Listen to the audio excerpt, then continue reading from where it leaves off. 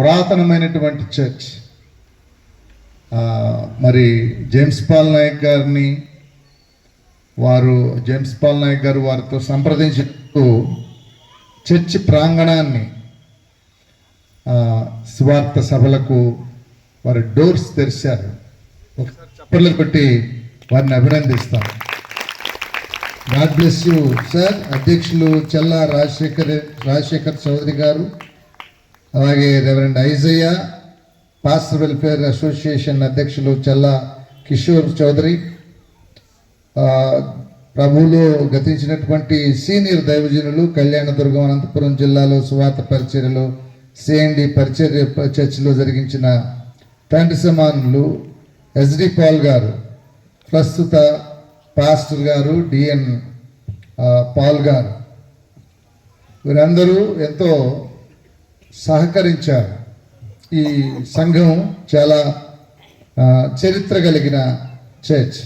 ఒకప్పుడు నేను పెనుగొండలో పనిచేసేటప్పుడు సిఎండి మిషన్లో ప్రతి మాసం కూడా మంత్లీ మీటింగ్స్కి కలుసుకునేవాళ్ళం.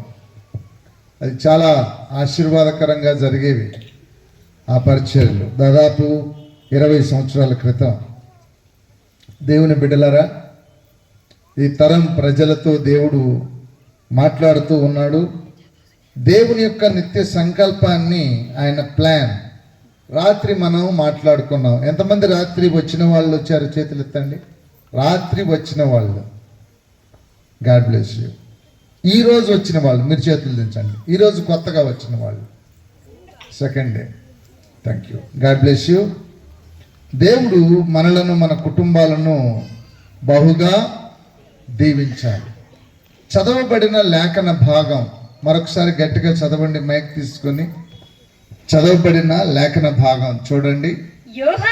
యోహాను చెరపట్టబడిన తరువాత యేసు కాలము సంపూర్ణమై ఉన్నది, దేవుని రాజ్యము సమీపించి ఉన్నది, మారు మనస్సు పొందుడని సువార్త నమ్ముడని చెప్పుచు దేవుని సువార్త ప్రకటించుచు గలిలయకు వచ్చెను. యేసుక్రీస్తు ప్రభువుల వారు 2000 సంవత్సరాల క్రితం చెప్పిన మాట.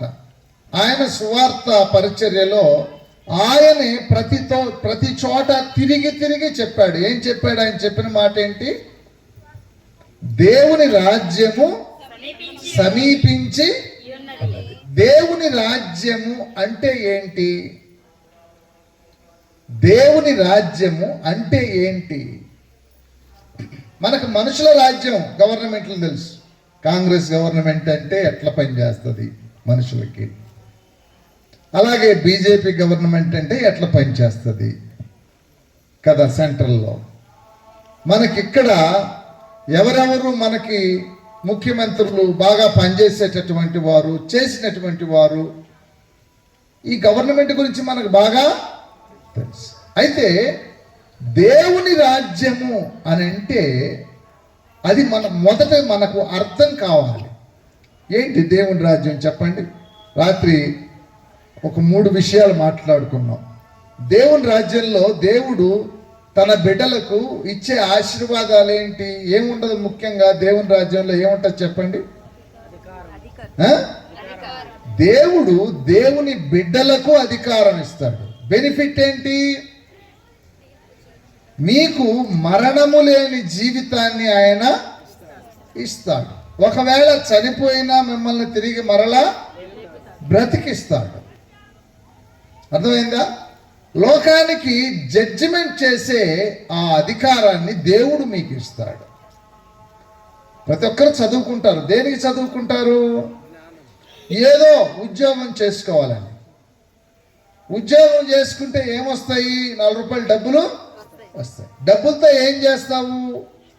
ఒంటి నిండా బట్టలు, కడుపు నిండా తిండి సంపాదించుకుంటావు. ఏ తిండి తింటే ఎక్కువ కాలం బతుకుతావు? ఏ తిండి తింటే ఎక్కువ కాలం బతుకుతావు? ఏంటి? ఆకుకూర. మాంసం మానేసి ఆకుకూరలు తింటే ఎక్కువ కాలం. ఎంతకాలం బతుకుతారు? ఆకుకూరలు తింటే 100 ఇయర్స్. దానికి తోడు యోగా కూడా చేస్తే 120 బతుకుతారా? ఆ తర్వాత ఇంకా బతుకుతారా? మరి ఆకుకూరలే తిందాం. యేసయ్య ఏమన్నాడంటే, నా శరీరము తిని నా రక్తము త్రాగువాడే నిత్య జీవము గలవాడు. Praise the Lord, praise the Lord. ఎంతమందికి తెలిసి ఈ విషయం చెప్పండి? ఏమన్నాడు యేసుక్రీస్తు? నా శరీరం తిని నా రక్తము త్రాగువాడే. ఆయన శరీరము, ఆయన రక్తము దొరికే ప్లేస్ ఎక్కడ దొరుకుతుంది మీకు? ఆయన శరీరము, ఆయన రక్తము ఎక్కడ దొరుకుతుందండి? బజార్లో అమ్ముతారా? చర్చిలో దొరికేటటువంటి రొట్టె ద్రాక్షారసం ద్వారా నీకొచ్చే ఆ బెనిఫిట్ ఏంటంట? నిత్య జీవాన్ని పొందుకుంటాం. ఎప్పుడది? ఇప్పుడు కాదు, యేసయ్య వచ్చాక, ప్రభువైన యేసుక్రీస్తు వచ్చాక ఈ బెనిఫిట్స్ అన్నీ యేసుక్రీస్తు తిరిగి వచ్చిన తరువాత ఇవన్నీ ప్రారంభమవుతాయి. మనుషులు పరిపాలన చేసే విధానం, మానవులు పరిపాలన చేసే విధానం, మానవుల్ని కంట్రోల్ చేసే విధానం ఎలాంటిదో తెలుసా? ఏ జ్ఞానంతో కంట్రోల్ చేస్తాడు మనిషిని? ఇప్పుడు మన ఇండియా ఉంది, పాకిస్తాన్ చెప్పిన మాట ఎంటదా? ఎట్లా కంట్రోల్ చేస్తాం? ఏం చేస్తే వారు కంట్రోల్కి వస్తారు చెప్పండి? నా దగ్గర నీకు మించిన వెపన్స్, నా దగ్గర ఆయుధాలు ఉన్నాయి. నువ్వేమన్నా ఎక్స్ట్రా మాట్లాడితే నా దగ్గర బ్రహ్మోస్ అనేది బాంబు, అది పేల్చి పడేస్తా, చచ్చిపోతావు అని వాడి మీద యుద్ధం ప్రకటన చేసి, వాడిని ముక్కు పగలగొట్టి, వాడి మీద బాంబులు వేసి చంపి మనుషులందరూ ధ్వంసమైపోయిన తర్వాత వాళ్ళు భయపడతారు. లేకుంటే భయపడతారా? భయపడరు. కాబట్టి ఈ లోకంలో జయించే విధానం, మనిషి జయించే విధానం ఏంటి? మనిషి చంపుకుంటూ పోవాలి. అప్పుడు వాడు భయపడతాడు. అయితే యేసుక్రీస్తు జయించే విధానం ఏంటో ఈరోజు మనం నేర్చుకుందాం. మీకు ఆ ప్రాసెస్ చెప్తాను. మీరు మీ ముందున్న లోకాన్ని జయించేటటువంటి విధానం, మీ ముందున్న లోకాన్ని ఎలాగ జయించాలి, ఏ విధంగా జయించాలి, ఎలా జయించాలి అనేటటువంటి విధానం. దయచేసి అందరూ 1 యోహాను పత్రిక, అందరూ మీ బైబిల్ తీయండి. 1 యోహాను పత్రిక, 1 యోహాను పత్రిక 5వ అధ్యాయం 4వ వచనం చదవండి. దేవుని మూలముగా పుట్టిన వారందరూ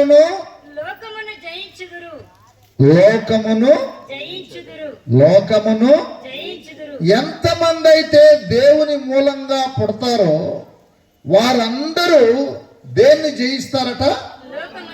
పాకిస్తాన్నే, లోకాన్న జయించే విధానం ఎలాంటిది? ఏ ఆయుధాలు కొనుగోలు చేయాలి? ఎక్కడి నుంచి కొనుగోలు చేయాలి?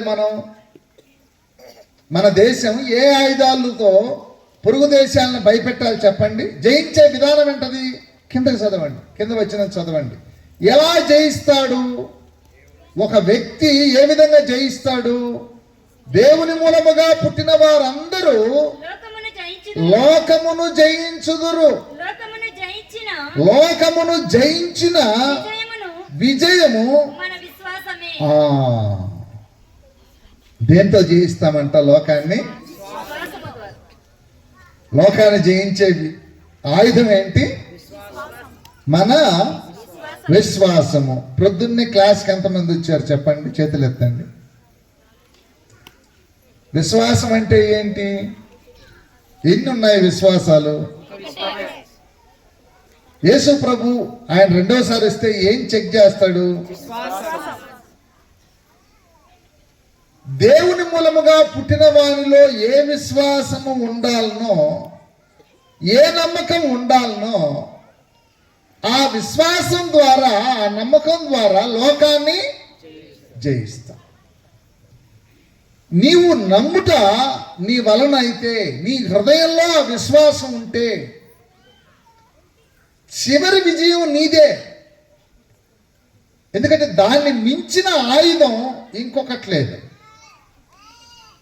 నీవు నమ్మే విశ్వాసాన్ని నీ హృదయపూర్వకంగా హృదయంలో దాచిపెట్టుకొని ఆ విశ్వాసంతో బ్రతుకుతూ జీవించగలుగుతూ ఆ విశ్వాసాన్ని ప్రకటిస్తూ గనక జీవిస్తే ఇన్ ద ఫ్యూచర్, రాబోయే రోజుల్లో నీవే ఒక మంచి లీడర్గా, నీవే దేవునికి పని చేసేటటువంటి ఒక మంచి పనిముట్టుగా వాడబడతావు. Praise the lord. దాంట్లో పని చేయటానికి దేవుడు ఉద్యోగాలు ఇస్తున్నాడు. ఎంతమందికి కావాలి ఉద్యోగాలు? దేవుని సేవలో పని చేస్తే దేవుడు ఉద్యోగాలు ఇస్తాడు, జీతాలు కూడా ఇస్తాడు. నేను ఊరికే ప్రకటన చేయమల్లా, ఆయన చెప్తున్నాను అంతే. ఈ మాటలు ఎవరు చెప్పమన్నాడు? యేసయ్య చెప్పమన్నాడు. మీకు ఉద్యోగాలు దొరుకుతాయి ఫ్రీగా. ఎవరికైతే ఉద్యోగాలు దొరుకుతాయో, దేవుని రాజ్యంలో ఉద్యోగాలు ఎవరైతే చేస్తారో, పని ఎవరైతే చేస్తారో వారికి ఆర్టీసీ బస్సులో ఫ్రీ, టికెట్ లేదు. నమ్ముతారా? ఈ మధ్య అంతా తెలంగాణలో పెట్టారు, అదే 2 రోజులకి మళ్ళా కట్. మనుషులైతే వాగ్దానం చేస్తారు కానీ నెరవేర్చడం వాళ్ళ అయ్యేటటువంటి పని కానే కాదు. ప్రియ దేవుని బిడ్డ, ఈ రాత్రి వేళ నీవు విశ్వసించే విశ్వాసము ద్వారా లోకాన్ని జయించేటటువంటి శక్తి, బలాన్ని, జ్ఞానాన్ని దేవుడు నీకు ఇస్తాడు. నీకున్న జ్ఞానాన్ని ఆయన సానబడతాడు. నీవే లోకంలో ఒక వెలిగే జ్యోతిగా వెలిగింపబడేటటువంటి విధంగా నిన్ను సిద్ధం చేస్తాడు. నీ పిల్లలను ఆశీర్వదిస్తాడు. నీ పిల్లలకు వాగ్దానాలు ఇస్తాడు. వాగ్దానాన్ని తగిన కాలంలో నెరవేరుస్తాడు. నీవు నీ జీవితాన్ని మార్చుకోవటానికి this is the right time. సరైన సమయం కనుక దేవుని రాజ్యంలో పని వాళ్ళగా చేరటానికి, పని చేయటానికి దేవుడు మిమ్మల్ని ఆహ్వానిస్తూ ఉన్నాడు. ఏ గవర్నమెంట్లో పని చేయడానికి? దేవుని రాజ్యంలో పని చేయడానికి. ఆ పని నువ్వు నేర్చుకోవాలి. ఏంటి? పని తెలియకుండా, పని ఏంటో తెలియకుండా ఎవడన్నా పనికి పిలుస్తాడా? ఇప్పుడు వరి కోతకి పని పిలవాలంటే వరి కోత తెలిసి ఉండాలి కదా. కొడవలతో వరి కోత ఎట్ట కొయ్యాలనో, ఆ ఒడ్లు ఎట్లా రాలగొట్టాలనో, ఆ కొట్టిన ఒడ్లు రాలగొట్టిన తర్వాత వాటిని ఎట్ట కుప్పు వేయాలనో, వాటి గడ్డితో ఏ విధంగా మండి వేయాలనో ఇవన్నీ తెలిసి ఉండాలి. వ్యవసాయం అంటే అది. నీకు పని తెలియకుండా నిన్ను ఎవడన్నా పనిలో పెట్టుకుంటాడా? ఏ పనైనా కానీ ఎవడు పనిలో పెట్టుకోడు. నీవు దేవుని పని చేస్తే నీ కుటుంబంలో ఒకరు దేవుని కొరకు పని చేయడానికి, ప్రభువా నా కుమార్తెను నీ పనికి ఇస్తున్నాను, ప్రభువా నా కుమారుని నీ పని చేయటానికి నేను ఇష్టపడుతున్నాను. ఎవరి బిడ్డలు? ఎస్ లార్డ్, మీకోసం మేము పని చేస్తామని గనక ముందుకు రాగలిగితే ఈ రాత్రి వేళ నేను కాదు, దేవుడే మీతో మాట్లాడుతున్నాడు. లోకాన్ని జయిస్తావు. Praise the Lord. బర్రెలక్క గురించి ఎంతమందికి తెలుసు? బర్రెలక్క గురించి ఎంతమందికి తెలుసు? బర్రెలక్క నిలబడితే బర్రెలక్క కోసం వెనక ఎంతమంది తయారయ్యారో తెలుసా? ఎంతమంది తయారు చేయరు? మధ్య కార్లు వేసుకొని, జీపులు వేసుకొని వెంటబడి బర్రెలక్క జిందాబాద్, బర్రెలక్క జిందాబాద్ అంట. డబ్బులు ఇచ్చి పాప మా అమ్మాయికి ఏమేమో చేసిండ్రు. గెలిచిందా? ప్రజల్ని ఏమన్నా పరిపాలన చేసిందా? ఏమీ లేదు. జేమ్స్ పాల్ నాయక్ గారు ఒకప్పుడు ఏదో చిన్న హాస్టల్లో వాడారు. నేను ఒకటే మాట చెప్పాను, అయ్యా ఈ పని ఎవరైనా చేస్తారు. ఏ పని? వార్తన పని ఎవరైనా చేస్తారు. కానీ దేవుని పని, దేవుని సువార్త పని అందరూ చేయలేదు. నువ్వు దేవుని పని చేయడం నేర్చుకో. ఈరోజు దేవుడు ఆశీర్వదించినాడా లేదా? తన కుటుంబాన్ని ఏమైనా విడిచిపెట్టాడా? దీవించడా లేదా? విడిచిపెడతాడా ఆయన? దేవుని పిల్లలు, దేవుని యొక్క మాటలు నడుచుకునేటటువంటి వారిని, ఆయన పని చేసేటటువంటి వారిని దేవుడు ఇంతవరకు ఎప్పుడు ఎక్కడ విడిచిపెట్టిన దాఖలాలు లేవు. నీతిగా నిజాయితీగా గనక దేవుని పని చెయ్యగలిగితే. చూడండి, ప్రకటన గ్రంథం 21వ అధ్యాయం 6వ వచనం నుంచి చదువుదాం. మరియు ఆయన నాతో ఇట్లనెను, సమాప్తమైనవి, నేనే అల్ఫాయు ఒమేగయు, అనగా ఆదియు అంతమునై ఉన్నాను. దప్పికొనిన వానికి జీవ జలము, బుగ్గలోని జలమును నేను ఉచితముగా అనుగ్రహించును. జయించువాడు వీటిని స్వతంత్రించుకొనును. నేను అతనికి దేవుడైందును, అతడు నాకు కుమారుడై ఉండును. పిరికివారును, అవిశ్వాసులను, అసహ్యులను, నరహంతకులను, వ్యభిచారులను, మాంత్రికులను, విగ్రహారాధికులను, అబద్ధీకులందరూ అగ్ని గంధములతో మండు గుండములో పాలు పంపులు పొందుతారు. మీరు గనక అబద్ధాలు నమ్ముతూ గనక వెళితే, అబద్ధాలు వింటూ వెళితే దానివల్ల ఎటువంటి ప్రయోజనం లేదు. కనుక ఎవరైతే దేవునికి ఇష్టలుగా, ఆయన ఇష్టానుసారముగా ఆయన చెప్పిన మాటలను మీరు ఆలకించగలిగినట్లయితే, దేవుని మూలముగా పుట్టిన వారందరూ లోకాన్ని జయిస్తారు. నీవు దేవుని మూలముగా పుట్టాలి. ఎంతమంది పుట్టారు చెప్పండి? దేవుని మూలముగా పుట్టిన వారు ఎంతమంది ఉన్నారు? పుట్టారా? పుట్టలేదా? అమ్మ నాన్నకు పుడతాం. నేను కూడా మా అమ్మ నాన్నకే పుట్టాను. కానీ నేను దేవుడికి జన్మించాలి. ఎప్పుడు జన్మిస్తాను నేను దేవునికి? ఎప్పుడు జన్మిస్తాను నేను దేవునికి? ఎలా దేవుడు మనల్ని కన్నాడు? యాకోబు పత్రిక 1వ అధ్యాయం 18వ వచనం రాత్రి చదువుకున్నాం కదా. ఆయన తాను సృష్టించిన వాటిలో మనము ప్రథమ ఫలముగా నుండునట్లు సత్యవాక్యము వలన ఆయన తన సంకల్ప ప్రకారము మనలను కానేను. దేవునికి మనం పుడతాం. ఎప్పుడు పుడతాం? ఎలా పుడతాం? ఆయన సత్యవాక్యము ద్వారా మనం జన్మిస్తాం. Praise the Lord, praise the Lord. ఇప్పుడు 1 కొరింథీ తీయండి, 4వ అధ్యాయము. 1 కొరింథీ పత్రిక 4వ అధ్యాయంలో అపోస్తలుడైన పౌలు ఒక మాటను మాట్లాడతాడు. అపోస్తలుడు యొక్క పౌలు ఒక శ్రేష్టమైనటువంటి సంగతిని తెలియచేస్తాడు. 14వ వచనం నుంచి చదువుతారా? మిమ్మును సిగ్గుపరచవలెనని కాదు గాని నా ప్రియమైన పిల్లలని మీకు బుద్ధి చెప్పుటకు ఈ మాటలు వ్రాయిచున్నాను. క్రీస్తునందు మీకు ఉపదేశకులు 10,000 మంది ఉన్నను, తండ్రులు అనేకులు లేరు. క్రీస్తు యేసునందు సువార్త ద్వారా నేను మిమ్మును కంటిని. పౌలు ఏమంటున్నాడు? ఓ కొరింథీయులారా, కొరింథీ సంగమా, మిమ్మల్ని సువార్త ద్వారా నేను కన్నానండి అని అంటున్నాడు. ఎవరు? పౌలు.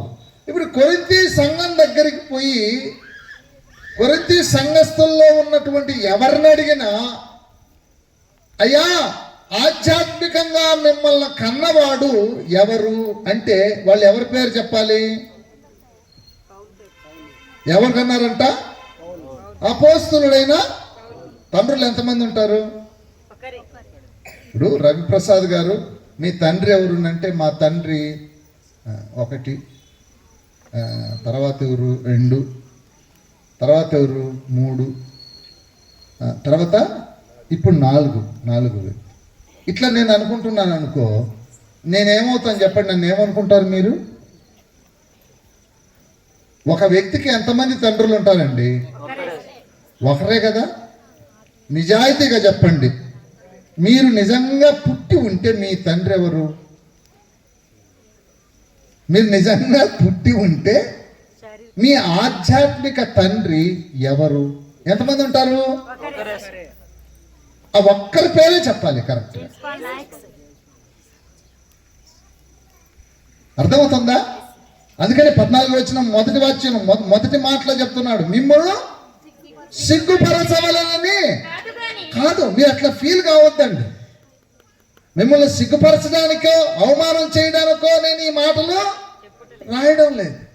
మీకు ఉపదేశకులు ఎంతమంది ఉండొచ్చు? 10,000 మంది. టీవీలో వాక్యం వింటున్నాను పాస్టర్ గారు, మీరు చెప్పేది ఏంది మాకు తెలియదా? మేము ఎంతమంది వాక్యాన్ని ఫాలో అవుతాం? పొద్దున్న లేస్తే శుభవార్త రక్షణ టీవీల్లో ఎంతమంది అని ఏం చెప్పడం లేదు. మా చెవుల నిండా మాకు పెద్ద పెద్ద పాస్టర్లు అందరూ తెలుసు. Okay, God bless you brother, God bless you sister. Who is your spiritual father? మీ ఆధ్యాత్మిక తండ్రి పేరు చెప్పగలవా ధైర్యంగా? ఒకవేళ నీకు గుర్తు రావడం లేదంటే ఈ రోజు వరకు నీవు జన్మించి ఉండలేదు. మీరు ఏమైనా అనుకోండి, ఈ రోజు వరకు నీకు రక్షణ లేదు. తండ్రులు అనేకులు లేరు. స్వార్థ ద్వారా నేను మిమ్మును కన్నాను అని ధైర్యంగా చెప్తున్నాడంటే పౌలు, వాళ్ళు జన్మించారండి. దేవుని మూలముగా పుట్టిన వారందరూ, అనగా దేవుని మూలముగా పుట్టడం అంటే అర్థం ఏంటి? సత్యవాక్యము వలన ఆయన తన సంకల్ప ప్రకారము మనలను కనెను. అంటే వాక్యంలో మీకు సత్యాన్ని ప్రత్యక్షపరిచేటటువంటి విధానంలో ఒక వ్యక్తి మీకు సహకరిస్తాడు.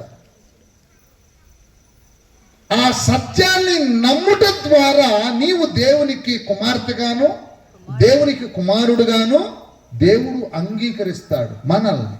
నీవు ఎప్పుడైతే దేవునికి అలాగూ జన్మించావో, ఎప్పుడైతే సత్యానికి కట్టివేయబడి సత్యము వలన ప్రతిష్ఠింపబడి సత్యం కొరకు జీవిస్తూ సత్యమునకు సాక్ష్యమిస్తూ సత్యమునకు సహాయం చేస్తూ ఈ లోకంలో నిన్ను నీవు కనపరుచుకుంటావో,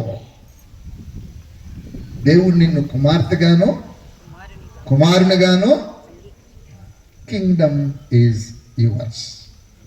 ద కింగ్డమ్ ఈజ్ యువర్స్. నీదే, నీ పిల్లలదే, నీ ఇంటి వారిదే, నీ ఇంటి పేరటోళ్ళదే. Praise the Lord, praise the Lord. దీనికి ఏమైనా డబ్బులు అడుగుతున్నాడా దేవుడు? దీనికి ఏమైనా డబ్బులు అడుగుతున్నాడా? మోసపోకుడి, దేవుడు వెక్కరింపబడు. దీనికి ఏమైనా నేనేమన్నా కష్టపడుతున్నాడా? దేవునికి జన్మించాలి. ఎలా జన్మించాలో చాలా స్పష్టంగా దేవుడు వ్రాయించాడు. నువ్వు 24 గంటలు నువ్వు చేసే మోసాలు నువ్వు చేస్తూ, నువ్వు ఆడే అబద్ధాలు నువ్వు ఆడుతూ, దేవుని మాటలు శ్రద్ధగా వినకుండా, దేవుడు తన సత్యవాక్యాన్ని ప్రత్యక్షపరుస్తూ ఉన్నప్పుడు, చెబుతూ ఉన్నప్పుడు దాన్ని విడిచిపెట్టి నీ ఇష్టానుసారమైనటువంటి బోధలకు నీవు అమ్ముడు పోతే నీ బిడ్డల్ని ఎలా దీవిస్తాడు దేవుడు? ఆశీర్వదిస్తాడు దేవుడు. ఎందుకు దీవించాలి చెప్పండి? దేని కొరకు దేవుడు ఎందుకు దీవించాలి? నేను దీవించాల్సిన అవసరం ఏంటి? కనుక ప్రియ దేవుని పిల్లరా, మనము దేవుని పిల్లలుగా రూపాంతరపరచబడాలి అంటే దేర్ ఈజ్ ఏ ప్రాసెస్. ఒక ప్రాసెస్లో నీవు నేను దేవునికి తిరిగి జన్మించాలి. నీళ్ళల్లో మునగతానే అది దేవునికి జన్మించడం. నీళ్ళలో మునిగితే ఏం పోద్ది? ఒంటిపైన ఉన్న మట్టి తప్ప ఇంకేం పోదు నీళ్ళలో మునిగితే. ఒంటిపైన ఉన్న మట్టి తప్ప ఇంకేం పోదు. అది బాప్తిస్మం కాదు. చిన్నప్పుడు అమ్మ కూడా మోకాళ్ళ మీద బండేసుకొని బాగా సోపు రాసి ఈ కాలిట్ట ఆ చెయ్యిట్ట గుంజి ఆ ముక్కులన్నీ సీది బాగా నీళ్లు పోస్తుంది. Is it baptism? అది బాప్తిస్మేనా? తుపాకులు కాల్చుకుంటారు, పండగ చేసుకుంటారు, నాకు బాప్తిజం అయిపోయిందో వచ్చాను. మోసపోకండి. చాలా మంది అబద్ధాలను నమ్ముతూ మేము దేవుని నమ్మినాము, దేవుడు మాకు ఏ ఆశీర్వాదం ఇవ్వలేదు, మా బతుకులు అలాగే ఉన్నాయి, మా జీవితాలు అలాగే ఉన్నాయి, మేము యేసు ప్రభువు నమ్ముకున్నా కూడా మాకేమీ ప్రయోజనం లేదు. ఎందుకు లేదు ప్రయోజనం? దేవుడు ఎందుకు దీవించండి నిన్ను? నేను చెప్పినట్లుగా చేయండి, నేను చెప్పినట్లుగా వినండి. ఆకాశపు వాకిళ్లను విప్పి పట్టజాలనంత విస్తారమైన దీవెనలు కొమ్మరిస్తాను, పోస్తాను. నీ జీవితంలో నీవు ఏం తినాలో, ఎలా జీవించాలో చేత కాదు. ఏం తింటావు రోజు? ఎంత తింటావు? కనుక ప్రియ దేవుని బిడ్డలరా, దేవుని మాటలు వినకుండా అన్ని అబద్ధాలు నమ్ముతూ, అబద్ధంలో జీవిస్తూ, అబద్ధాల కొరకు నీ సమయమంతా కేటాయిస్తూ, దేవుని సత్యానికి చెవిదివ్వక కల్పన కథల వైపు గనక నీవు తిరిగినట్లయితే నేను జోలపాట పాడి నిద్రపుచ్చాలనా? నీవు చేసినటువంటి ఆ పనులంటిని బుడబుడకలోడు బుడకొట్టి వాయించినట్టు నీ ఇంటి పేరు చెప్పి పొగడాలనా నిన్ను? అప్పుడు నీకు హ్యాపీ అనిపిస్తుందా? నీ తప్పులను ఎత్తి చూపించకూడదా? నీ బ్రతుకులో ఉన్న లోపాలను ఎత్తి చూపించకూడదా? నీవు సరిదిద్దుకోమని, ఇది కాదు ఇది నమ్ము అని చెప్పడానికి దేవుడికి అధికారం లేదా? కారణం ఏంటి?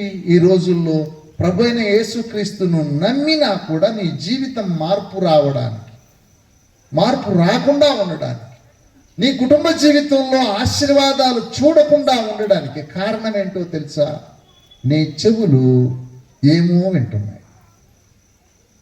నువ్వు ఎక్కడికో పరిగెడుతున్నావు, ఎక్కడో పాకులాడుతున్నావు అర్జెంటుగా ఆశీర్వాదాలు కావాలని.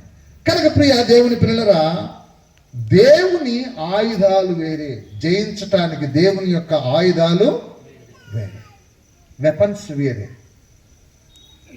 ఒక ఆయుధం అంటే ఇప్పుడు కత్తి ఉందనుకోండి, కత్తితో ఫైటింగ్ చేసే విధానం ఒకటి ఉంటుంది.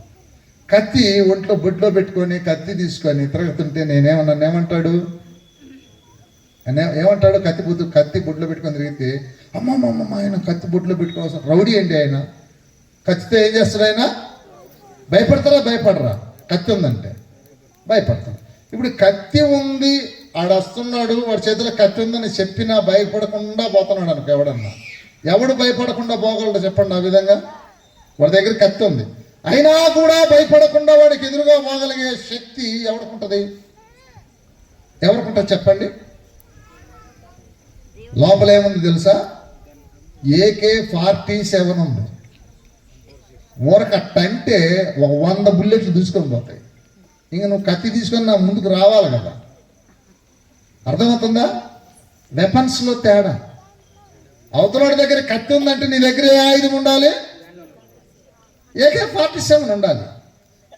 నీ దగ్గర AK-47 ఉంది, బాంబులు ఉన్నాయి, వెపన్స్ ఉన్నాయి, చాలా కాస్ట్లీ ఉన్నాయనంటే నీ దగ్గర ఏం వెపన్ ఉండాలి? ఇంకా నెక్స్ట్ లెవెల్ వెపన్ ఏంటి నీ దగ్గర?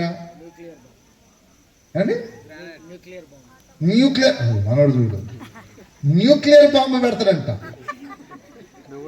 వెపన్ నెక్స్ట్ లెవెల్ వెపన్, ఇంకా లాస్ట్ ఫైనల్ కదా న్యూక్లియర్ బాంబు.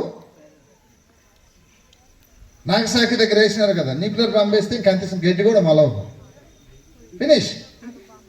అంటే హై లెవెల్ బాంబు అన్నమాట అది, న్యూక్లియర్ బాంబు. అంటే దానికి మించిన ఆయుధం ఇంకొకటి ఉంది. ఏంటి ఆయుధము? God bless you. చెప్పట్లేదు ఒకసారి. దానికి మించిన ఆయుధం ఏంటో తెలుసా? Faith. Faith is the weapon for you. అది ఆయుధం అంటే. ఈ ఆయుధం చేత దేన్ని జయిస్తావు నువ్వు? లోకాన్ని జయిస్తావు. నువ్వు చంపేస్తే చచ్చిపోవడానికి నేనేం కుక్కను కాదు. హలో, నువ్వు చంపేస్తే ఇక్కడ చచ్చిపోవడానికి నేనేం కుక్కను కాదు, జంతువును కాదు.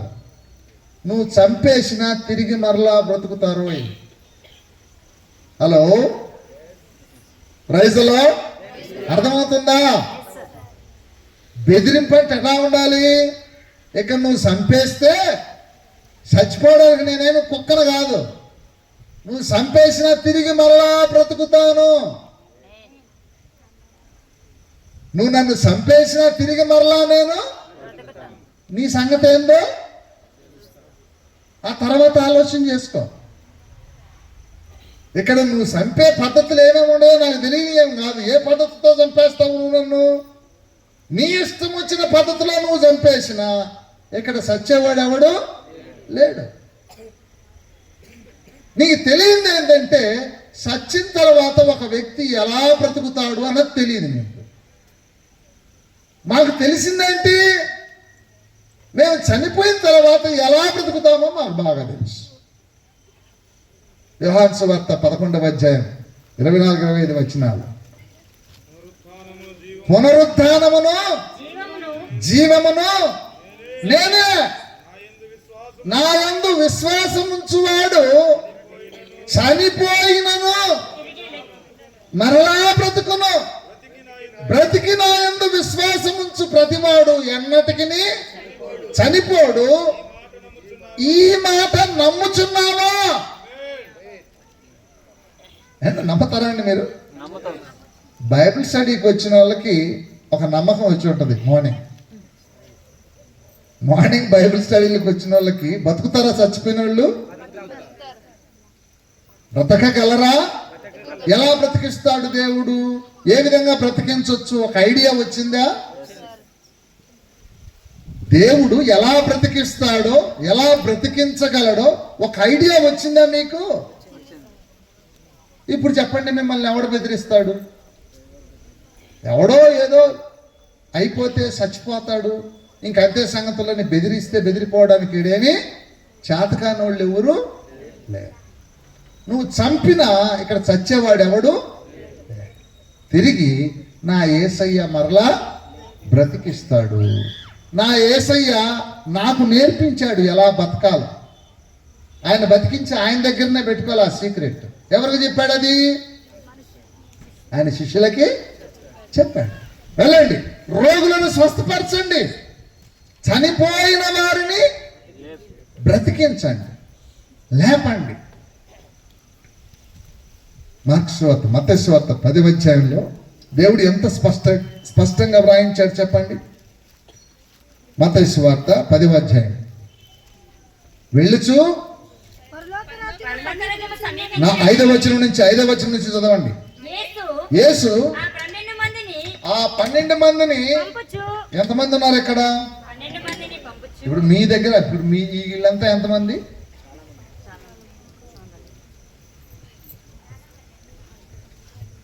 దేవుడు లోకమును ఎంతో, లోకంలో ఎంతమంది ఉన్నారు? దేవుడు కళ్యాణ దుర్గమును ఎంతో, కళ్యాణ దుర్గంలో ఎంతమంది ఉన్నారు? కానీ దేవుని దగ్గరికి ఎంతమంది వచ్చారు? కళ్యాణ దుర్గంలో చాలా మంది ఉన్నారు జనం, కానీ దేవుని దగ్గరికి ఎంతమంది వచ్చారు? కనుక ఈ మాటలు చదవండి. ఆయన వారిని చూచి వారికి ఆజ్ఞాపించినది ఏమనగా, మీరు అన్యజనుల దారిలోనికి వెళ్ళకుడి, సమరయుల ఏ పట్టణములోనైనను ప్రవేశింపకుడి గాని ఇశ్రాయేలు వంశములోని నశించిన గొర్రెల యొద్దకే వెళ్ళుడి, వెళ్ళుచు పరలోక రాజ్యము సమీపించి ఉన్నదని ప్రకటించుడి, రోగులను స్వస్థపరచుడి, చనిపోయిన వారిని లేపండి. కాబట్టి ఆయన తను నమ్మిన తన శిష్యులకు దేవుడు ఏ అధికారం ఇస్తున్నాడు? ఇప్పుడు చెప్పండి, మీ వాళ్ళు ఎంతమంది చనిపోయారు? ఎన్నిసార్లు ఏడ్చి ఉంటారు? వాళ్ళందరినీ బ్రతికించుకోవాలన్న ఆశ ఉందా లేదా? ఉందా లేదా? ఏం చేస్తావైతే బ్రతికించుకోవాలని? 3వ రోజు దినం పెట్టుకోవడం, 11వ రోజు దినం పెట్టుకోవడం, భోజనాలు పెట్టడం, చేతులు కడిగేసి ప్రార్థన అని చెప్పి వదిలిపెట్టేయడం. అంతేనా? నిజంగా ప్రేమిస్తున్నారా మీరు మీ వాళ్ళని? నిజంగా దేవుడిచ్చే జ్ఞానాన్ని సంపాదించుకొని, దేవుడు చెప్పే మాటలు విని జ్ఞానవంతులై నీకు నువ్వుగా ఎలా బ్రతకాలో అని చెబుతున్నప్పటికీ నేర్చుకోకుండా, నీ పిల్లలు ఎలా బ్రతకాలో నేర్పించకుండా, దేవుడు నిన్ను పిలిచి నీకు జ్ఞానం చెప్తుంటే నాకు అక్కర్లేదు, నేను లోకంలో మామూలుగా అందరూ బతికినట్లే బతుకుతానంటే ఇంక ఎవరూ చెప్పలేదు. పందికి ఏమంటారంటే బతకమన్నా గే అంటదంట, సావమన్నా కూడా గే అంటది. ఇంక దానికి ఇంకేం చేత కాదు. మనం అలాంటి వాళ్ళం కాదు కదా. అలాంటి వాళ్ళమా? పందుల్ని దేవుడు అవి కూడా అయినాయి. మేము ఉండలేము, ఆ సముద్రంలో పోయి చస్తాం, మాకు ఆజ్ఞాపించమంటే ఆడికి పోయి పెట్టి వచ్చినాయి. మనము బతికుంటున్నాం. ఇంకా దేవుని మాటలు మాత్రం చెవిని పెట్టకుండా, మన జీవితాలు మన బ్రతుకులు మార్చుకోకుండా ఎప్పటికీ అలాగే ఉండడానికి మనం ఇష్టపడుతూ ఉంటున్నాం. చూడండి ప్రియ దేవుని బిడ్డలారా, దేవుని యొక్క అచంచలమైనటువంటి గొప్ప ఆశీర్వాదకరమైనటువంటి జీవితాన్ని దేవుడు ఇస్తున్నాడు. యేసుక్రీస్తు సంఘాన్ని ఏ విధంగా కాపాడుతాడు, ఏ విధంగా దీవిస్తాడు, సంఘములో ఉన్నటువంటి ఆయన బిడ్డలైనటువంటి మనలను ఏ విధంగా దీవించబోతున్నాడు, ఏ విధంగా కాపాడబోతున్నాడు అన్న సంగతిని చాలా ఉపమానాల్లో చెప్పాడు, చాలా సంగతుల్లో చెప్పాడు. ధనవంతుడు లాజరు సంగతి ఎంతమందికి తెలుసు చెప్పండి? ధనవంతుడు చిన్నప్పటి నుంచి విన్నయే కదా. ధనవంతుడు బాగా మజా చేస్తున్నాడు. లాజరు అనే దరిద్రుడు ధనవంతుని యొక్క ఇంటి వాకిట పడి ఉండి రొట్టె ముక్కలు ఏరుకొని తిని బ్రతుకుతూ ఉండేవాడు. ఎవరి వాకిట? ధనవంతుని వాకిట పడి ఉండి ఆ బల్ల మీద నుంచి పడే రొట్టె ముక్కలు ఏరుకొని తిని.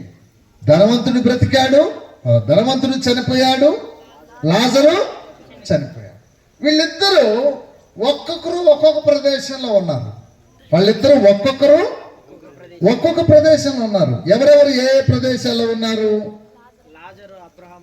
లాజరు వచ్చేసి అబ్రహాము రొమ్మున ఉన్నాడు.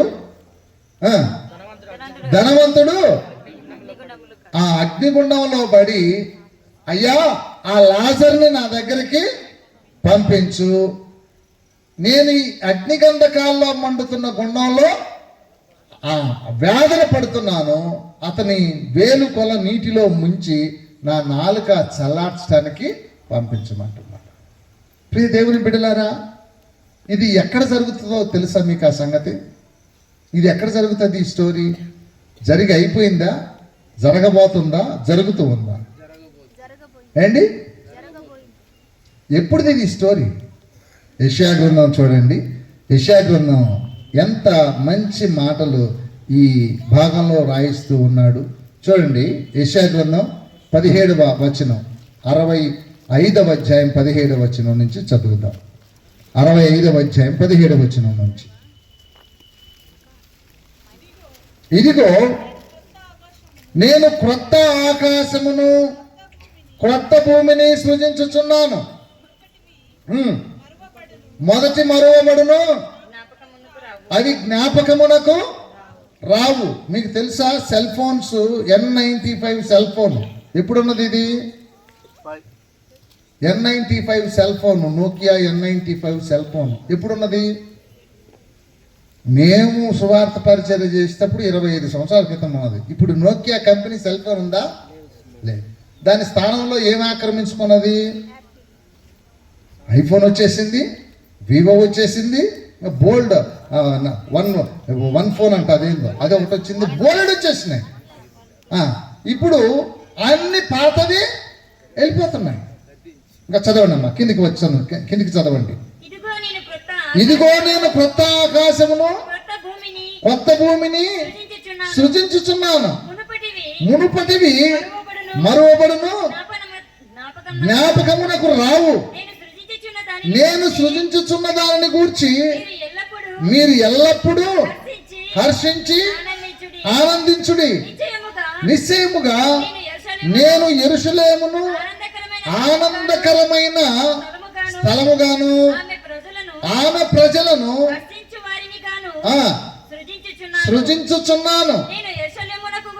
నేను యెరూషలేమును గూర్చి ఆనందించదను, నా జనులను గూర్చి హర్షించదను. రోదన ధ్వనియు విలాప ధ్వనియు దానిలో నికను వినబడవు. అక్కడ ఇకను కొద్ది దినములే బ్రతుకు శిశువులు ఉండరు, కాలము నిండని ముసలివారుండరు, బాలురు 100 సంవత్సరముల వయసు గలవారై చనిపోవుదురు. పాపాత్ముడై శాపగ్రస్త మగువాడు సహితము. వీడెప్పుడు గుడికి రాడు, ప్రేయర్కి రాడు, వాక్యం తెలియదు, వీడికి యేసు ప్రభు అంటే తెలియదంటే వాడు ఎన్నేళ్ళు బతుకుతాడంట? 100 ఏళ్ల జీవితం ఎవడికప్పుడు? పాపాత్ముడికా ఆశీర్వాదవంతుడికా? పాపాత్ముడై శాపగ్రస్తమగు వాడు సహితము 100 ఏళ్ళు బ్రతుకును. జనులు ఇండ్లు కట్టుకుని వాటిలో కాపురం ఉందురు, ద్రాక్ష తోటలు నాటించుకుని వాటి ఫలములను అనుభవింతురు. వారు కట్టుకున్న ఇళ్లలో వేరొకరు కాపురం ఉండరు, వారు నాటుకున్న వాటిని వేరొకరు. 24 వచనం చదువమ్మ. వారికి ఇలాగున జరుగును, వారు వేడుకొనక వారి మనవి చేయుచుండగా నేను ఆలకించెదను. 22 వచనం చూడండి. వారు కట్టుకున్న ఇళ్లలో వేరొకరు కాపురం ఉండరు, వారు నాటుకున్న వాటిని వేరొకరు అనుభవింపరు. నా జనుల ఆయుష్యము వృక్షాయుష్యమంతా. ఎప్పుడిది? ఇన్ ద ఫ్యూచర్, రాబోయే కాలమానంలో దేవుని నమ్మినటువంటి వారు వృక్ష ఆయుష్యంతా ఆయుష్ కలిగి బ్రతుకుతారు. ఇంకొకరున్నారు, పాపాత్ముడై శాపగ్రస్తమగువాడు సహితము. ఒకడేమో 100 సంవత్సరాలు బతుకుతాడు ఒక ప్లేస్ లో, ఇంకొక ప్లేస్ లో అదే భూమి పైన ఇంకొక ప్లేస్ లో ఇంకొకరు వృక్షాయుష్ అంత కలిగిన ఆయుష్ కలిగి ఉంటారు. ఇప్పుడు ఈ తేడా ఎప్పుడు కనపడుతుంది చెప్పండి? ఈ తేడా ఎప్పుడు కనపడుతుంది? భూమి పైన రాబోయే రోజుల్లో ఈ నిత్య జీవము, మరణం లేని జీవితము రావడానికి ముఖ్యమైన మూల కారణం ఏంటి? నా శరీరం తిని నా రక్తము త్రాగువాడే చావు లేనటువంటి వాడు. ఆయన శరీరం, ఆయన రక్తం ఎక్కడ దొరుకుతుంది? మార్కెట్లోనా, సంఘంలోనా? ఇప్పుడు సంఘంలో ఆయన శరీరం తీసుకునేటటువంటి వారి ఆయుష్ ఎంత ఆయుష్ పెరుగుతుంది వాళ్ళకి? వృక్షాయుష్. నీ బంధువులే, నీ చుట్టాలే ఆ చర్చికి రాలేదు, దేవుని మందిరానికి రాలేదు, దేవుని వాక్యాన్ని వినలేదు, వాళ్ళు నీ బంధువులే, బాగా మజా చేస్తున్నారు, డబ్బు ఉంది, అన్నీ ఉన్నాయి. నువ్వు బీదరాలువే కావచ్చు, నువ్వు బీదవానివే కావచ్చు. అయితే ఎక్కడికి వస్తున్నావు? నువ్వు దేవుని మందిరానికి వస్తున్నావు. ఏం పూజిస్తున్నావు నువ్వు? ఆయన ఇచ్చిన రొట్టెను, ద్రాక్షరసాన్ని. ఆయన నీకు ఇచ్చే ప్రతిఫలం ఏంటి? నిత్య జీవాన్ని ఇస్తున్నాడు. లోకంలో పాపాస్తుపడిన వారు వారి ఆయుష్ ఎంత ఉంటుందంట? ఎవరైతే ఆయన సంఘంలో ఆశీర్వదింపబడిన, దీవెనలు పొంది ఆయన బల్ల ఎదుట ఆయన ఇచ్చేటటువంటి రొట్టెను, ఆయన ఇచ్చేటటువంటి ద్రాక్షరసాన్ని తాగుతారో వీళ్ళ ఆయుష్ ఎంత పెరుగుతుంది? ఫ్యూచర్లో, ఇన్ ద ఫ్యూచర్లో ఆయన ఇచ్చే రొట్టెయు, ఆయన ఇచ్చే ద్రాక్షరసము తింటూ నీ ఆయుష్ను 150 సంవత్సరాలు బతుకుతావు అనుకోండి. నీ బంధువులు నిన్ను చూసి ఏమనుకుంటారు? నీ చుట్టాలు, నీ ఇరుగు పొరుగు వారు నిన్ను చూసి ఏమనుకుంటారు? అర్థం కాదు వాళ్ళకి. నీ ఆయుష్ 300 సంవత్సరాలు బతికావనుకో, నెక్స్ట్ ఏం తింటూ? రొట్టెయు ద్రాక్షరసం తింటూ 300 ఏళ్ళు బతికావనుకో. అవతలోడు ఎన్ని సంవత్సరాలు బతక చచ్చిపోతాడు? 100 సంవత్సరాలు. వాళ్ళకి ఎలాగుంటాయి? వాళ్ళు ముసలోళ్ళైపోతున్నారు, కష్టాలు వచ్చేస్తున్నాయి, రోగాలు వచ్చేస్తున్నాయి, చచ్చిపోతున్నారు. కానీ వీళ్ళు మాత్రం చావడం లేదు. అప్పుడు అడుగుతారు, ఒక్కొక్కరికి 10 మంది తగులుకొని, అయ్యా మీ చర్చికి మేమే అక్కడ ఏదో ఇస్తారంట కదా, అదేదో తింటారంట కదా, అది తింటే ఆయుష్ పెరుగుద్ది అంట కదా, మేము కూడా మీ గుడికే వస్తాం, మేము కూడా మీ మందిరం మీ దేవుణ్ణే. అప్పుడు గుడికి రానివ్వరండి. హలో, అప్పుడు బాప్తిస్మాలు ఇవ్వరండి. Praise the Lord. Close, doors close, there is no baptism. ఇంకా బాప్తిస్మాలు కొద్ది రోజుల్లో స్టాప్ అయిపోతాయి. వింటున్నారా? చాలా కొద్ది రోజుల్లో బాప్తిస్మాలు ఇక మీదట ఉండవు, మత మార్పిళ్ళు జరగవు. There is no chance. 2000 సంవత్సరాలు దేవుడు ప్రకటన చేశాడు, మారండి మారండి మారండి, ఆయన రాజ్యం సమీపించింది, మారండి అని చెప్పినా మారలేదు. ఓడను దేవుడు ఏం చెప్పాడు? నోవహు లోపలికేసి డోర్ క్లోజ్ చేసి ఇంకెవడు లోపలికి రాకూడదు. Praise the Lord, praise the lord.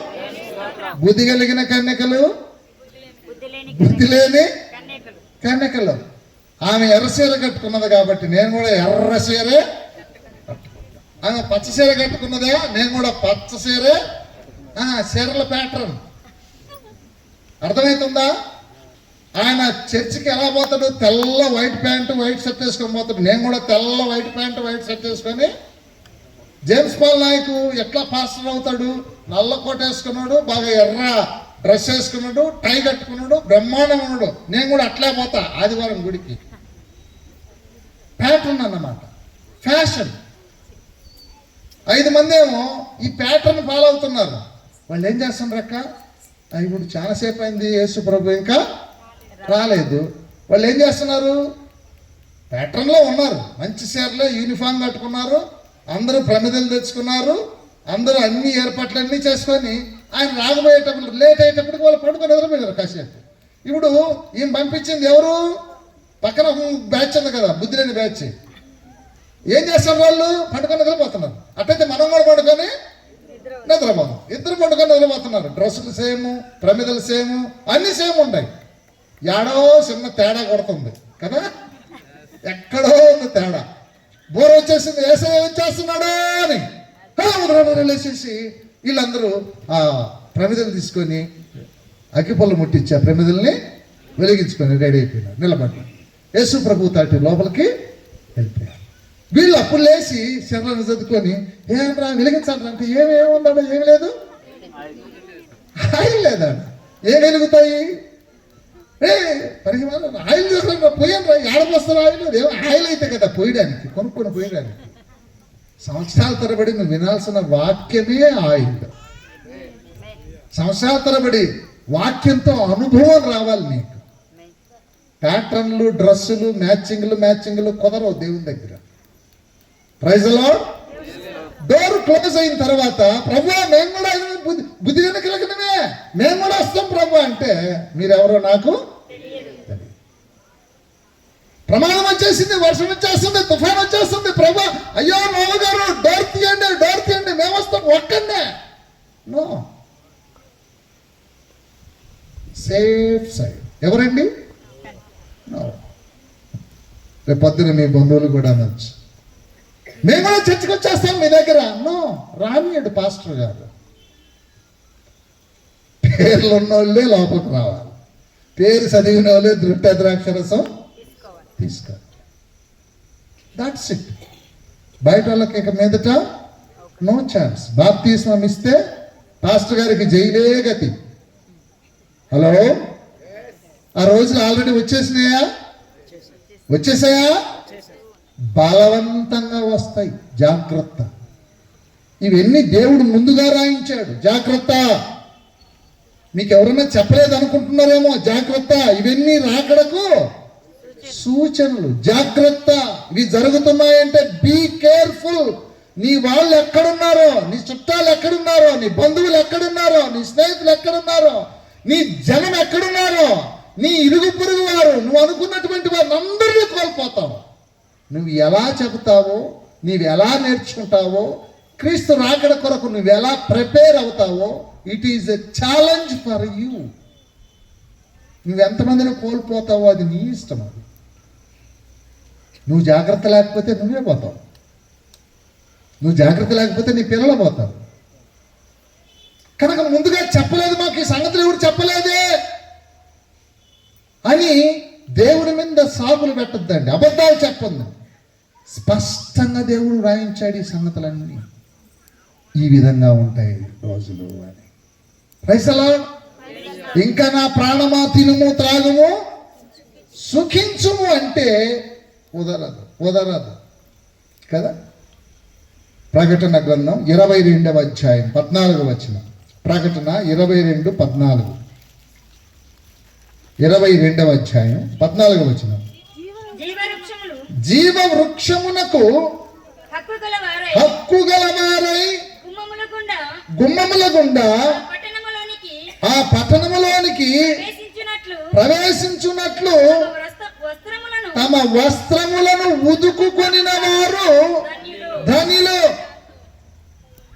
జీవ వృక్షమునకు హక్కు గలవారై గుమ్మముల గుండా ఆ పట్టణములోనికి ప్రవేశించున్నట్లు తమ వస్త్రములను ఉదుకుకొనిన వారు. కాబట్టి హక్కు అనేది ఎలాగొస్తుంది చెప్పండి. హక్కు అంటే ఎవరి నుంచి ఎవరికి సంక్రమించేది హక్కు. ఇప్పుడు తండ్రి ఆస్తి, తండ్రి తదనంతరం ఎవరికి వస్తుంది? తండ్రి ఆస్తి తండ్రి తదనంతరం ఎవరికి వస్తుంది? కుమారుడికి వస్తుందా, వేరే వాళ్ళకి కూడా వస్తుందా? హక్కు అంటే అర్థం ఏంటి? అర్థమైందా మీకు? హక్కు అంటే తండ్రి యొక్క ఆస్తి పిల్లలకు మాత్రమే. ఇప్పుడు చెప్పండి, మీ తండ్రి ఎవరు? మిమ్మల్ని ఎవరు కన్నారు? అసలు మీకు హక్కు ఉందా? మిమ్మల్ని ఎవరు కన్నారు? మీ తండ్రి ఎవరు? పేరు చెప్పండి. Praise the Lord. దేవుని రాజ్యంలోనికి ప్రవేశించాలంటే నీవెవరో, నీ సంబంధం ఏంటో, ఎక్కడి నుంచి వస్తున్నావో, నీ ఆలోచన విధానం ఎలాంటిదో, నీవు ఏ సంఘ సభ్యుడవో, నీ ఆత్మీయ తండ్రి ఎవరో, నీవెప్పుడు బాప్తిసం తీసుకున్నావో, నీ బ్రతుకు జీవితం ఏంటో, ఇవన్నీ కూడా పరీక్షించకుండా నిన్ను లోపలికి ఎంటర్ చేసే ప్రసక్తే లేదు.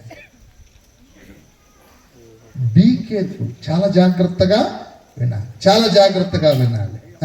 1 కొరింథీ పత్రిక 3వ అధ్యాయం 10వ వచనం నుంచి. 1 కొరింథీ పత్రిక 3వ అధ్యాయం 10వ వచనం నుంచి. 3వ అధ్యాయం 10వ వచనం నుంచి. దేవుడు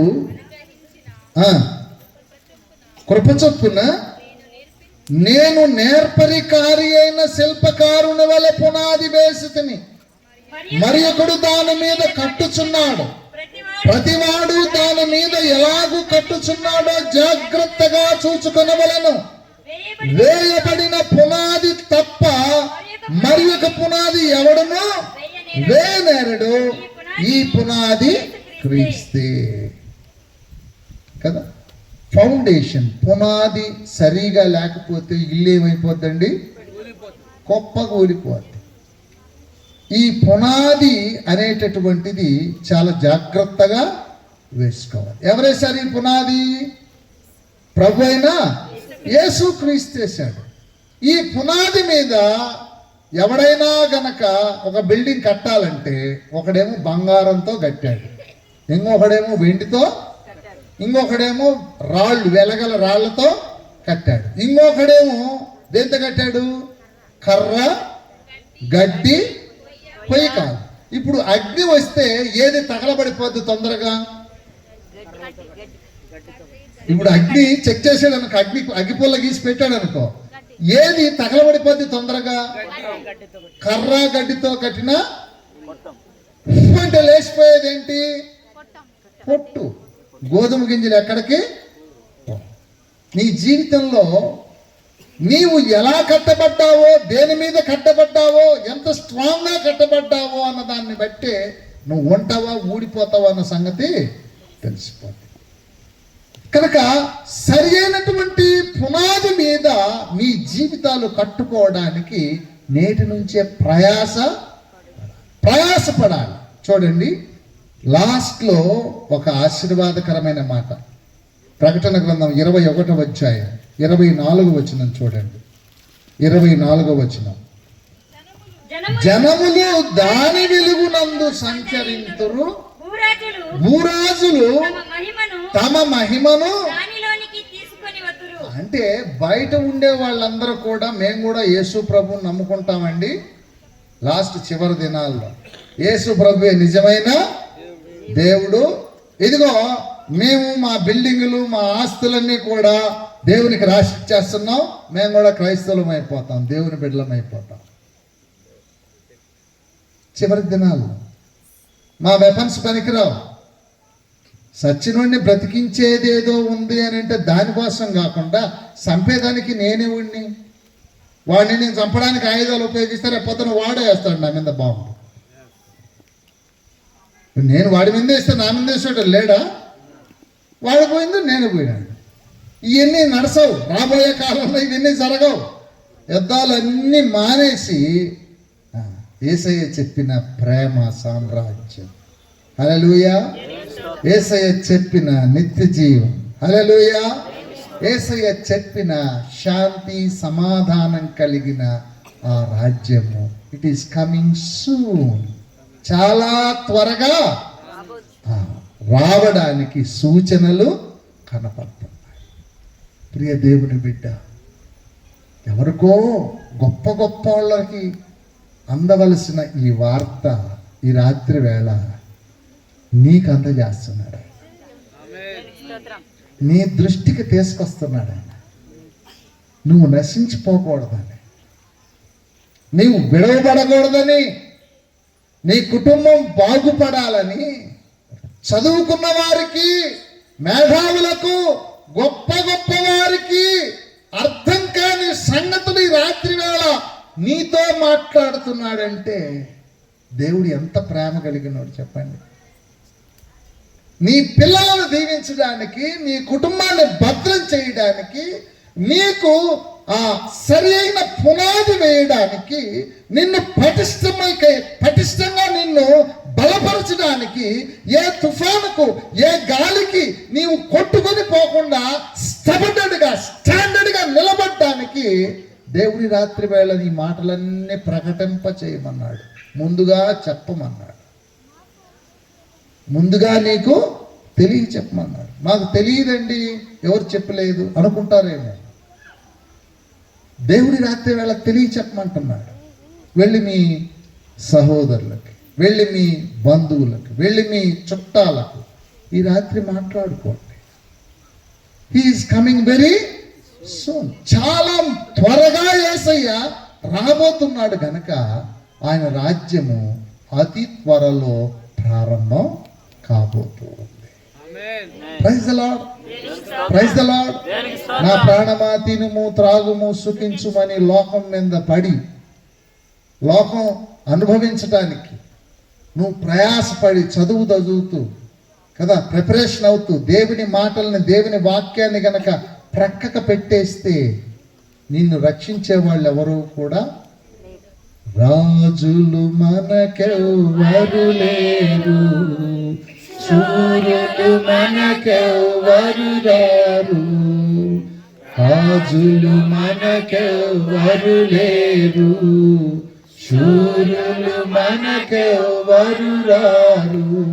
సైన్యములకు అధిపతి అయినా యెహోవా మన అండ, యుద్ధము యెహోవాదే, యుద్ధము యెహోవాదే. ఫైట్ చేసే విధానాన్ని చెప్తున్నాడు ఆయన. ఎట్లా ఫైట్ చేసి నువ్వు జయించాలనో, లోకాన్ని ఏ విధంగా జయించగలవో ఆ ఫైట్ చేసే విధానాన్ని చెప్తున్నాడు. ఎఫెసీ పత్రికలో చాలా చక్కటి మాటలు రాయించబడ్డాయి. శత్రువుని జయించడానికంట నువ్వు కట్టుకునే విధానం, ఆయుధాలు, ఏ కవచం ఇస్తాడో తెలుసా? ఇవన్నీయు ఆ? ఇవన్నీయు గాక బా థ్యాంక్ యూ నాన్న, చదువురా. ఇవన్నీయు గాక ఇవన్నీయుగాక విశ్వాసమును డాలు పట్టుకునుడి, దానితో మీరు దుష్టుని అగ్ని బాణములన్నిటినీ ఆర్పుటకు శక్తిమంతులగుదురు. మరియు రక్షణ అనే శిరస్త్రాణమును, రక్షణ అనే ఇప్పుడు ఎలా వస్తుంది రక్షణ అనే సర్టిఫికేట్ మీకు? వృద్ధుని వచ్చి ఉంటే అర్థమైంది. రక్షణ అనేది ఎప్పుడు వస్తుంది? వినాలి కదా. రక్షణ అనే కిరీటాన్ని పట్టుకోండి, విశ్వాసం అనే డాలు పట్టుకోండి, దేవుని వాక్యమును ఆత్మ ఖడ్గమును ధరించుకొనుడి. ఆత్మ వలన ప్రతి సమయమునందును ప్రతి విధమైన ప్రార్థన విజ్ఞాపన చేత సమస్త పరిశుద్ధుల నిమిత్తమును పూర్ణమైన పట్టుదలతో విజ్ఞాపన చేయుచు మేళకవ్వగా. వాళ్ళు నిద్రపోయిండ్రని నువ్వు నిద్రపోగా, వాళ్ళు అన్ని తెలిసే నిద్రపోతున్నారు, వాళ్ళు అన్ని దగ్గర పెట్టుకొని నిద్రపోతున్నారు. వాళ్ళు చూసి నువ్వు నిద్రపోతే కుదరదు. అర్థమవుతుందా? కొంతమంది గుడికి రావడం లేదు, వాళ్ళకి ఏదో పనులు ఉన్నాయి, వాళ్ళకి బైబిల్ బాగా తెలుసు, వాళ్ళు బాగా చదువుకుంటున్నారు, వాళ్ళు బాగా ప్రార్థన చేసుకుంటున్నారు, వాళ్ళు ఏవో ప్రయాసాలు పడుతున్నారు. వాళ్ళు రావడం లేదు కదా, మానేశారు కదా, నువ్వు మానేస్తావేంటి? నీ బ్రతుకు సంగతి నువ్వు చూసుకోవాలి, నీ జీవితాన్ని నువ్వే పరీక్ష చేసుకోవాలి, ఒకరిని నువ్వు ఫాలో కావాలి. నీ జీవితం నీదే, నీ బ్రతుకు నీదే. ఈ రాత్రి వేళ నీవు జయించటానికి ఒక ఆయుధాన్ని దేవుడు నీకు ఇస్తాడు, అవకాశాన్ని దేవుడు నీకు ఇస్తున్నాడు. నీ బ్రతుకు మార్చుకోవటానికి, నీ జీవితం మారటానికి ఏమేం చేస్తాడు ఆయన? నువ్వు మారి ఆయన శిష్యునిగా, ఆయన శిష్యురాలుగా చేరితే నీ జీవితంలో జరిగే అద్భుతాలు ఏంటి చెప్పండి? నిత్య జీవాన్ని. అంటే నీకు ఏ రోగాన్ని నీ దరిదాపులకు కూడా అవి వచ్చినా నిన్నేమీ చేయలేవు. అర్థమైందా? నీకు ఏ తెగులు నీ గుడారాన్ని సమీపించని, నీ పిల్లల పిల్లలు నువ్వు చూస్తావు. ఏ ఆకలి దప్పికకు నువ్వు భయపడాల్సిన అవసరం. నీ వాక్యమే నన్ను బ్రతికించెను, బాధలలో నెమ్మదినిచ్చెను. నీ వాక్యమే నన్ను బ్రతికించెను, బాధలలో నెమ్మదినిచ్చెను. కృపాశక్తి దయాశక్తి సంపూర్ణుడా, వాక్యమై ఉన్న యేసు వందనమయ్యా. ఏం నేర్చుకోవాలి నువ్వు? వాక్యము నీవు నేర్చుకోగలిగితే, వాక్యాన్ని నీ హృదయంలో పెట్టుకోగలిగితే, వాక్యం అనే ఖడ్గము నీ చేతుల్లో ఉంటే ఈ వార్ధక్యం, నీ జీవితం నీవే మలుచుకుంటావు, నీ జీవితాన్ని నీవే కట్టుకుంటావు. ఆ వాక్యము దేవుని హృదయంలో ఉంచాడు, ఆ వాక్యము నీ చేతుల్లో కూడా. మోకరించండి, తలలు వంచండి ప్రియ దేవుని బిడ్డలారా. రాత్రి